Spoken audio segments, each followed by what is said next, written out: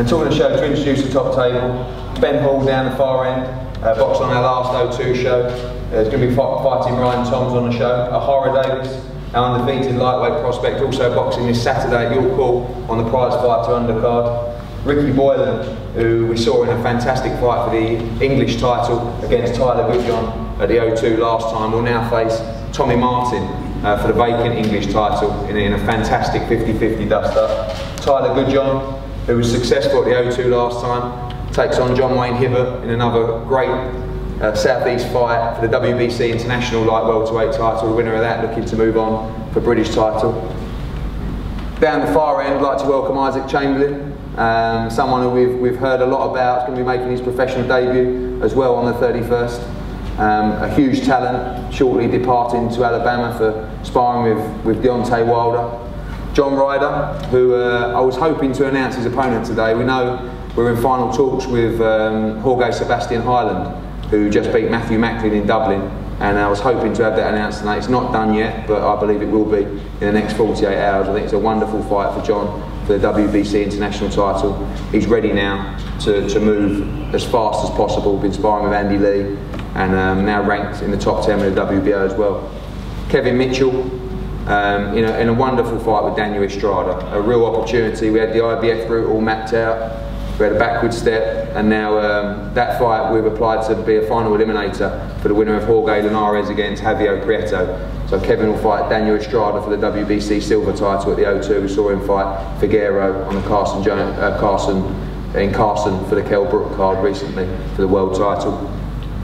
Charlie Edwards, as we know, making your debut at the O2. Yeah, I'm very excited. It's been a long time coming.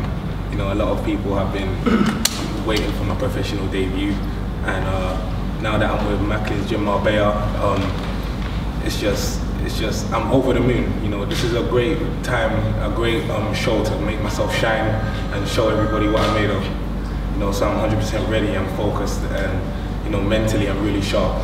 So there's no stopping what I can do. Look forward to that. Tommy, obviously you were in a great fight last time with Matty Stewart at the O2. A big fight for you, Ricky Boylan, probably faster than we anticipated moving, but the opportunity come up and you and Johnny took it with both times. Yeah, that's it, the opportunity come up, and listen, this is why I'm so confident, is because of my team around me. Johnny doesn't take fights that he doesn't 100% believe that I'm going to come out victorious. So he knows Ricky, he knows him inside and out, and that's why I put all my faith in my team to take the fight. Listen, I go in the office day in, day out, asking for these big fights. They say, no, keep pulling me back, pulling me back. The second you offered that fight, we took it with both hands. So I can't wait to become English champion on January the 31st. And Ricky, great fight for you at the O2 last time. Your first time you've been in a fight like that, looking to bring the experience forward against Tommy on the 31st. Yeah, that's it. I've just got to go one better this time and make sure I go home with that belt. Obviously, my fight with Tyler, you all see it's a great fight. I think, although I didn't come away with a win that night, but I showed people a lot of things about me. And I think with a proper training camp with Jamie and Nigel, I think you're going to see a different Ricky Boylan. And, I'm going to be going over that belt on the 31st of January. Tyler, probably the biggest night of your career last time at the O2, and now a big fight against John. Many expecting that to be a great fight for the WBC International title. Yes, obviously the division is massive now, with every fight it's getting hotter and hotter. And this is a fight that's been, in the makings for the last year really. I know that he's been saying a lot of big things, saying he thinks he's going to stop me in 8 rounds. The only way he's going to stop me in 8 rounds is if he talks to me for 8 rounds, puts me to sleep, you know what I mean? There's been a lot of big talk of that, and so far, all we've seen is good. He's good at talking. So, I'm not this some Argentine who's going to come and put a fight up for 3 rounds. I'm going to be there for 10 hard rounds. I've been there with Ricky. Like I say, we had an absolute war last time. I'm just looking forward to having another war at the O2, my favourite venue. John, no problems with you having a war, I guess. Great night for you as well at the O2 last time. Yeah, to be fair, listen, in all fairness, I'm no Ricky Boylan, you know what I mean? So at the end of the day, Tyler, it's my record showing it, you know what I mean? Last 4 fights, last 4 knockouts, you know, and then you're going to be the 5th one, believe me. Yeah, but they've all been like Latvians in Argentina, you know what I mean? It's a different mate, you couldn't fight Latvians hard. It's got people on 16-year-olds, you know. Go back to 4 rounds against Latvians. Off with little 16-year-olds out and sort yourself out. And John, obviously I know you've been in camp with Andy Lee, preparing for the Korobov fight. Highland was the fight straight after. I know Matthew Mackin lost that fight, Tony texted me straight away.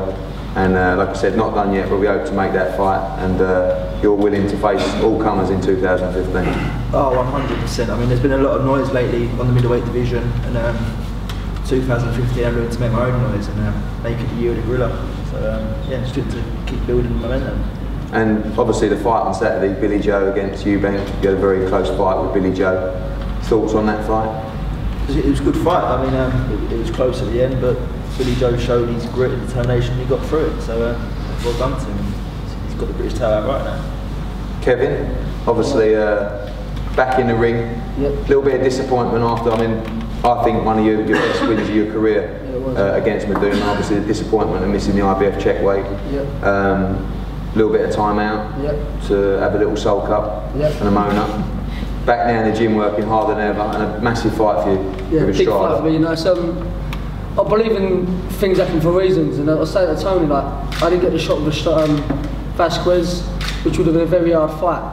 I got the shot now against Estrada, which is a fight I definitely know I can win. I know it's not going to be the sort of fight I fought in my last fight, which was very tactical, sit on my back foot and wait for the time. This fight, I'll have to go out and win the fight. I'm going to have to go and take it to him. It's going to be an all-explosive sort of fight from my sort of point of view. It'll be the total opposite of my last fight. It'll be a fight where I'll go out and I'm going to have to make the fight happen. And then win that, which I fancy knocking him out within the 8. Go on for the WBC title fight, which is another fight I know for a fact I can win. Both these fights are big fights for me, but fights that I know I'm in the stage of my career now, training Tony, the team around me, that I know for a fact that I'll win.